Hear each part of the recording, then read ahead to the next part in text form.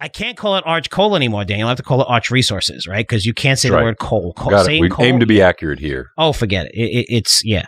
It's coal is like that one is on the danger list in the dictionary. Don't ever say coal. Forget it. They shut you down. Everything. But Arch Resources. Did you see those numbers? I did. Yes, I did. You have them pulled up. I don't have the numbers pulled up. Do you have the number pulled up? Yeah, I know you broke it all down, and you saw before me, and I said, I just really went through this, a little while before we got on air here. So, third quarter earning $8.68 a share, right? So revenues rose 45% year over year to $863 million for the quarter, right? That's sales. They made a dividend payment of $10 a share. $10 a share. What's the stock trading at? Do you have it up over there? Well, that's a variable. It was around 150 last time I looked. So you're looking at a company, and the market cap's around $2.7 billion, just to put it in perspective, right? So remember, no coal, they're bad, everything's horrible and terrible, right? But prices are going through the roof because people need energy. And they want to tell you they're buying coal. Even Germany is now buying coal. You see everybody buying coal, right? Because coal is very, very important, especially when everything's surging through the roof and nobody has anything else. And alternatives. You guys know the story. Anyway, thus far in 2022, they paid $25 a share in dividends. Starting in this quarter, they repurchased 2.3% of shares. So looking ahead in Q4, they indicated potential double the pace of buybacks. They generated $413 million of discretionary free cash flow. So free cash flow in the quarter. All right. So you're talking about a company, if you would times that by 4, right? You're looking at half its market, 1.5, more than 1.5 billion in free cash flow for a company that has a market of $2.7 billion. Yeah, it's crazy. Has $442 million remaining on its $500 million share repurchase program. But what they said with all that cash flow that they're generating, which you see by these big dividends, is 50%, they said, of that free cash flow, they're going to return back to investors.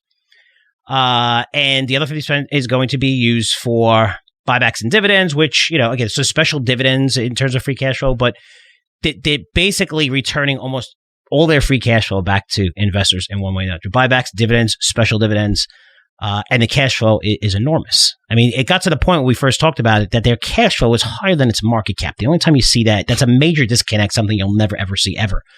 It just doesn't make sense. It makes sense because nobody even knows about this company. Barely anyone covers it anymore because they're not allowed to.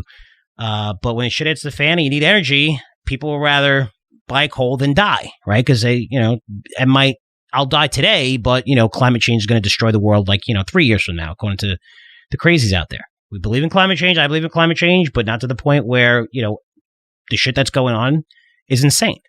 But Arch Coal is in that sweet spot Arch Resources is in that. I'm going to get canceled here. I'm throwing off of YouTube, but it's in that sweet spot where this is a company that works in this environment. Price is going to remain elevated. These guys are doing it right.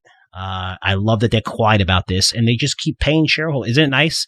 Who cares if anyone knows? But nobody knows about this company. Reminds me of Texas Pacific Land Trust, which is at all-time high. I mean, I sold 15 shares of that for my mom the other day. It's at 2,000. Her cost base in the single digits. My dad owned it for 25 years ago. It reminds me of these companies that nobody ever heard of because they don't really need cash. Nobody really covers them. They're not mentioned anymore. And yet, I don't think you're going to find a company with better fundamentals than this in this market.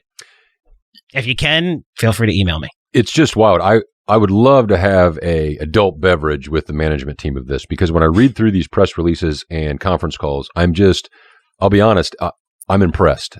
I mean that sincerely because they're just very straightforward on it. And what I want to try to explain on why people ought to pay attention to this and whether or not if you bought the stock and followed our advice or listened to our thesis on it, the big takeaway here is supply and demand and politics. And just like what I talked about yesterday on yesterday's podcast, when we were talking about the letters that certain Congress and senators are sending to the Fed about warning on inflation or raising rates and things like that. During the conference call of Arch Resources, an analyst asked a good question about, hey, you've talked about, a couple years ago when you were setting your targets, you have these coal power plants and coal mines retiring out of production. And to Arch's point, they put a lot of money aside to funds because their industry is shrinking and going away. Nobody is arguing that. And the CEO, Paul Lang, put it this way and said, listen, I'm pragmatic from a point of view. He says, listen to this, Frank. And this is why when you have policies directly affecting prices, So nobody likes, as your point, you can't even say Arch Coal anymore. Everybody gets all upset about it. Yet they are printing money. The CEO said it this simply. Last coal-fired plant was built about 10 years ago in the United States, and the average age is creeping up to 47 or 48 years.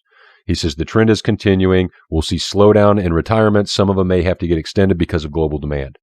He says, and they're still dealing with rail issues. They can't get enough rail cars to carry out their coal. So they're still dealing with that and all kinds of things. It's not like everything's perfect, but they're executing well in a tough environment. They're talking about their Black Thunder operations is in this area. But the CEO says, and we could have some industry, we could see some slowdown on the thermal side. He says, but it's going to be a very profitable period of time where this call is going to be headed, and we'll do very well. He says, I'll tell you what we're not going to do, and is invest anything to increase production. That is because you have policies telling you they're going to penalize you. From coal to oil, it's about the rumors of windfall taxes and you're painting people in a public eye. You're using it's just politics to paint people against each other because you're using it's basically class warfare. Hey, you're having a problem. You're paying higher energy prices. It's because of these guys. These guys are bad. These corporations are bad. It wasn't too long ago when we talked about when the bank's CEOs were drug up in front of Capitol Hill, and one representative questioning Jamie Dimon said, well, everybody at your bank should take their money elsewhere anyway. These have massive implications as they unfold over time, and it affects markets in a massive way. You can ignore it. You can email me, Daniel@CurzioResearch.com, to tell me to quit talking about politics. But politics are why we found this company and why we are doing so well for subscribers. And that's why you ought to pay attention to it. You can disagree, but disagree and make money. And you have to look at it from just like what the Fed is saying right now, that in the housing market, right? So if you're in the housing industry right now, you better be making adjustments because the Fed just came out and told you that I don't care that it's kind of frozen right now. Maybe in some states it's still okay and prices are coming down almost everywhere, even in Florida they are, and in Texas, not by the extent they're coming down every place else. Because I don't really care.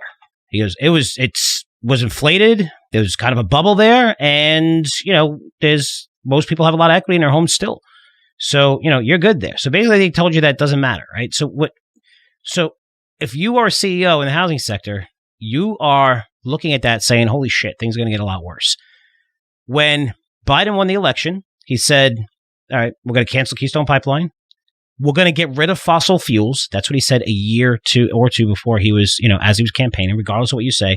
We want to reduce fracking and get rid of fracking. All right, regardless if you believe that or not, if you're a CEO of a company, you're listening to that, you have to prepare.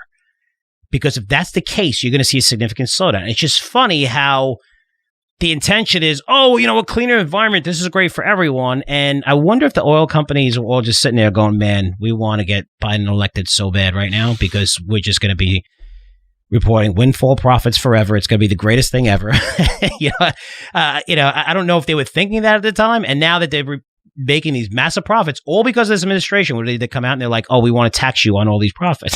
It's just, which is remarkable to me. I mean, the irony is incredible. But you do have to pay attention to politics, guys. I don't care what side you're on. This is about your money. That's all you should care about. I don't care about your politician. They don't give a shit about you. You should know that by now, right? I mean, you should. Hopefully you do. I don't care what side you're on.